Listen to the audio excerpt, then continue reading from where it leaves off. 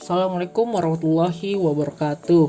Halo teman-teman, kami dari kelompok 5 yang beranggotakan adalah Zulfa Hasni, Anggit Permitasari, Encik Kalila Zakira, Hafiz Ardi, Nur Mawaddah Rahmah, Putri Zahara, Rahmat Utomo, dan Rizky Wulandari akan menjelaskan mengenai agen teratogen, di mana materi ini merupakan salah satu materi dari mata kuliah teratologi. Video ini kami dedikasikan untuk Ibu APT Mira Febrina MSc sebagai dosen pengampu.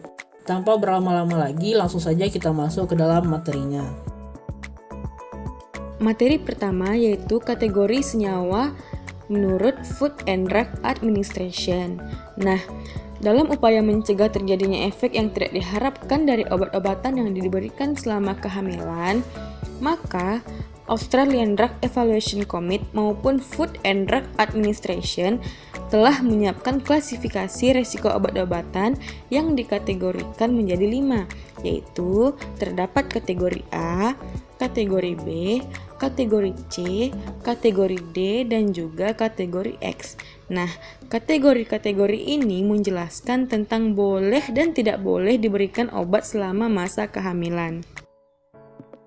Baiklah, kita masuki kategori yang pertama yaitu kategori A. Nah, pada kategori A ini, studi terkontrol pada wanita tidak memperlihatkan adanya risiko bagi janin pada trimester pertama kehamilan dan tidak ada bukti mengenai risiko pada trimester kedua dan juga trimester ketiga. Berikut merupakan contoh obat-obatan dari kategori A. Di antaranya yaitu asam folat, nystatin vagina, pyridoxine, natrium tiroxin, dan liothyronine. Dan juga bisa dilihat beberapa contoh gambar obat-obatannya. Nah, selanjutnya yaitu kategori B. Studi pada reproduksi hewan percobaan tidak menunjukkan bukti bahwa obat berbahaya pada janin, tetapi belum ada studi terkontrol pada ibu hamil atau sistem reproduksi hewan percobaan yang menunjukkan efek samping, di mana tidak ada penegasan dengan studi kontrol pada wanita saat trimester pertama dan tidak ada bukti resiko janin pada trimester berikutnya. Nah, berikut merupakan contoh obat-obatan yang termasuk ke dalam kategori B. Di antaranya yaitu ada beberapa antibiotik seperti amoksisilin dan juga eritromisin, kemudian obat-obatan seperti bisakodil, terbutalin, metformin, hidroklortiazid, dan juga siklobenzaprin. Nah, kemudian teman-teman juga bisa melihat gambar contoh obat yang termasuk ke dalam kategori B. Kategori selanjutnya yaitu kategori C. Pada kategori ini, studi pada hewan percobaan menunjukkan adanya efek samping pada janin atau teratogenik, dan tidak ada studi terkontrol pada wanita hamil. Obat pada kategori ini hanya boleh diberikan kepada ibu hamil jika manfaat yang diperoleh lebih besar dari resiko yang mungkin terjadi pada janin. Adapun contoh obat-obatan pada kategori C adalah asam mefenamat, aspirin, klonidin, gabapentin, amlodipin, dan trazodon. Kategori selanjutnya yaitu kategori D. Nah, pada kategori ini terbukti adanya resiko terhadap janin manusia, tetapi manfaat penggunaan obat pada wanita hamil dapat dipertimbangkan. Misalnya, terjadi situasi yang dapat mengancam jiwa ibu hamil, di mana obat lain tidak dapat digunakan atau tidak efektif. Contoh obat-obatannya yaitu karbamazepin, propylthiouracil atau PTU, losartan, fenitoin, serta anti kanker seperti doxorubicin dan cisplatin, lalu yang terakhir kemoterapi. Kategori yang terakhir yaitu kategori X, di mana studi pada hewan percobaan atau manusia telah menunjukkan adanya kelainan janin atau abnormalitas atau terbukti beresiko terhadap janin. Obat kategori X ini merupakan obat yang kontraindikasi bagi wanita hamil, karena resikonya lebih tinggi dibandingkan manfaatnya. Contohnya yaitu danazol, simvastatin, warfarin, methotrexate, dan ribavirin. Selanjutnya yaitu obat-obat yang dilaporkan menyebabkan cacat lahir. Berdasarkan sifat teratogeniknya, obat dapat dibagi dalam 3 golongan besar, yaitu yang pertama, obat dengan sifat teratogenik pasti. Yang kedua, obat dengan kecurigaan kuat bersifat teratogenik. Dan yang ketiga, obat dengan dugaan bersifat teratogenik. Selanjutnya, obat dengan sifat teratogenik pasti yang pertama adalah thalidomid. Menurut Wicker, kelainan akibat thalidomid adalah 5% amelia total atau cacat lahir total, 65% aplasia humerus, 15% aplasia radius, hipoplasia ulna, dan 15% malformasi ibu jari.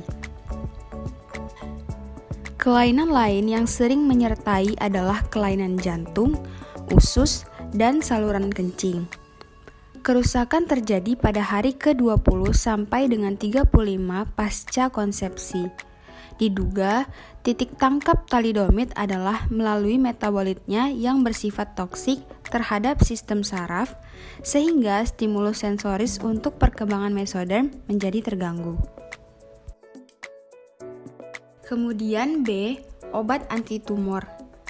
Aminopterin adalah antitumor pertama yang diketahui bersifat teratogenik. Dari semua obat antitumor, anti asam folat seperti methotrexate adalah obat yang memiliki kemampuan teratogenik yang paling kuat. Kelainan bawaan yang dapat terjadi akibat pemakaian obat antitumor adalah seperti cacat pada sistem saraf pusat, celah langit-langit atau celah muka, kelainan organ dalam, dan lain-lain. Selanjutnya yaitu hormon. Kortison dapat mengakibatkan celah langit-langit bila diberikan dalam dosis besar pada trimester pertama, dan juga kortison menyebabkan pengurangan air ketuban. Hormon androgen dan progesterin dapat mengakibatkan virilisasi janin perempuan. Nah, pemakaian hormon estrogen dan progesteron dalam dosis kecil seperti dalam pil kontrasepsi juga mengakibatkan efek teratogenik. Suatu penelitian retrospektif menunjukkan bahwa dari 108 anak dengan anggota badan yang ukurannya lebih pendek, 14% ibunya menunjukkan pernah memakan obat sewaktu hamil. Sedangkan dari 108 kontrol, hanya 4% yang menderita kelainan bawaan. Pada penelitian ini menunjukkan bahwa risiko relatif penderita cacat bawaan akibat pemakaian obat tadi menjadi 3,5 kali lebih besar. Kemudian valproat. Obat ini dikenal sebagai antikonvulsan baru yang sekarang digunakan pada pengobatan epilepsi. Ternyata risiko timbulnya spina bifida naik menjadi 1-2%. Kira-kira menjadi 10 kali insidensi spina bifida pada populasi normalnya. Dan yang terakhir adalah isotretione. Pada wanita hamil, obat ini biasanya mengakibatkan abortus. Sedangkan pada bayi yang berhasil dilahirkan terdapat kelainan bawaan yang konsisten, berupa kelainan telinga, hidrosefalus, dan cacat jantung. Selanjutnya yaitu golongan obat yang dicurigai bersifat teratogenik. Yang pertama, antikonvulsan. Wanita hamil yang mendapat pengobatan antikonvulsan mempunyai risiko melahirkan bayi cacat sebesar 2-3 kali dibandingkan dengan wanita normal. Kelainan ini berupa celah bibir, celah langit, retardasi mental, dan cacat rangka. Jenis antikonvulsan yang dicurigai bersifat teratogenik adalah phenytoin, trimetadion, dan carbamazepin. Kemudian tembakau. Insidensi abortus dan partus prematurus meningkat pada wanita perokok dibanding dengan wanita yang bukan perokok. Insidensi bayi dengan berat lahir rendah juga meningkat. Kelainan bawaan yang sering terjadi adalah kelainan jantung kongenital seperti tetralogi Fallot dan patent ductus arteriosus. Diduga, merokok menyebabkan timbulnya kelainan pada pembuluh darah, menurunkan nafsu makan, dan meninggikan saturasi HbCO dalam darah. Selanjutnya, obat yang dicurigai bersifat teratogenik yaitu alkohol. Alkohol ini dapat mengakibatkan kelainan janin seperti kelainan kepala, kelainan tumbuh lambat, dan juga retardasi mental.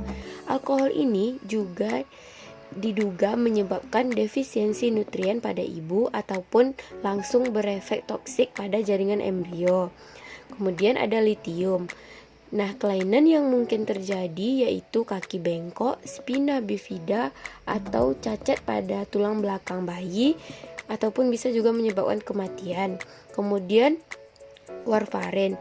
Nah, warfarin ini jika diberikan pada trimester pertama kehamilan dapat menyebabkan kelainan rangka dan retardasi mental. Kemudian kita masuk ke golongan obat yang ketiga, yaitu obat yang diduga bersifat teratogenik. Yang pertama ada barbiturat. Pemberian barbiturat pada penderita epilepsi tanpa obat lain pada trimester pertama kehamilan itu bisa menyebabkan kenaikan insidensi kelainan kongenital yang berat. Kemudian yang kedua ada sulfonamida, yang mana obat ini menyebabkan bilirubin terdesak dari ikatannya dalam protein, sehingga bila diberikan pada akhir kehamilan dapat menyebabkan ikterus atau penyakit kuning yang hebat yang dapat mengakibatkan kerusakan pada sistem saraf pusat. Selanjutnya, obat yang diduga bersifat teratogenik yaitu obat anti malaria. Di antaranya itu kinin. Kinin ini dapat mengakibatkan abortus karena dia bersifat memacu kontraksi uterus atau karena sifat toksik langsung terhadap embrio. Selain itu juga menyebabkan kerusakan saraf ke-8. Kemudian ada kloroquine yang dapat mengganggu histogenesis dalam saraf pusat sehingga dapat menyebabkan kelainan mata atau tuli kongenital, terutama bila diberikan dalam trimester pertama kehamilan. Kemudian ada obat antidiabetik oral. Salah satu obat yang termasuk ke dalam antidiabetik oral ini adalah tolbutamid. Nah, tolbutamid ini pada manusia menyebabkan hipoglikemia yang hebat pada bayi yang dilahirkan, sehingga insulin tetap merupakan obat pilihan untuk diabetes dalam kehamilan. Selanjutnya yaitu LSD atau lysergic acid diethylamide. LSD ini dapat menyebabkan kelainan bawaan 5-6 kali lebih besar dibandingkan dengan angka kelainan bawaan pada populasi umumnya, yang mana bisa menyebabkan kerusakan pada kromosom. Selanjutnya ada anestetika. Anestetika umum yang paling banyak digunakan adalah ether. Nah, pada umumnya ether ini memiliki resiko abortus yang lebih besar. Kemudian anestesi yang umum yang juga sering digunakan adalah halotan, tetapi halotan ini dikatakan tidak bersifat teratogenik. Dan ada juga nitrogen oksida yang bersifat teratogenik pada binatang, namun tidak terbukti pada manusia. Selanjutnya yaitu antibiotika. Yang termasuk ke dalam golongan antibiotika ini diantaranya adalah tetrasiklin dan aminoglikosida.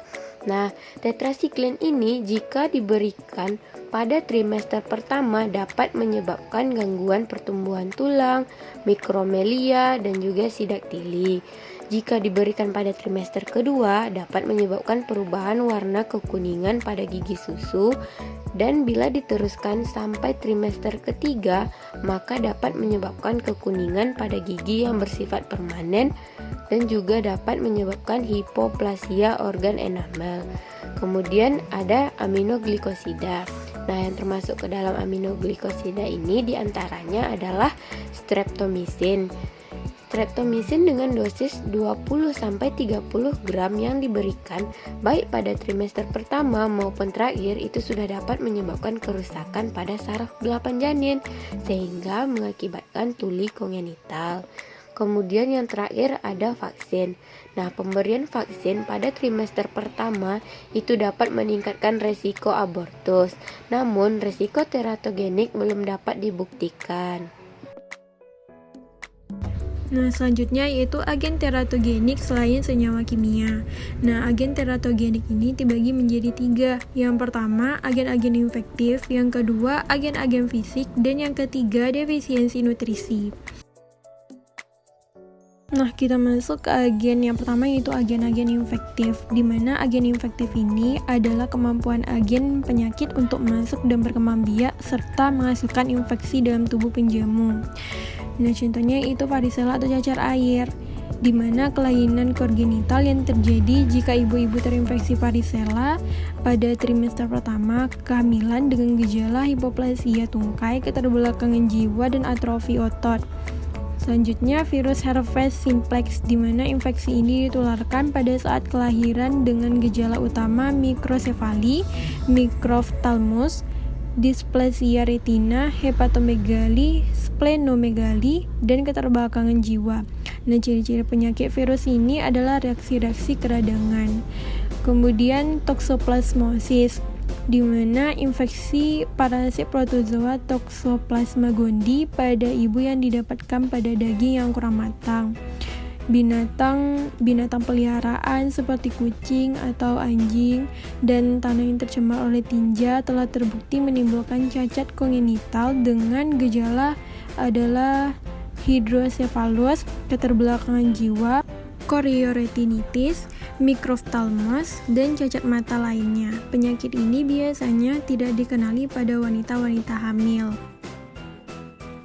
Selanjutnya yaitu penyakit HIV, di mana ibu hamil yang terdiagnosis positif HIV juga dapat menularkan infeksinya pada bayi di dalam kandungan lewat plasenta.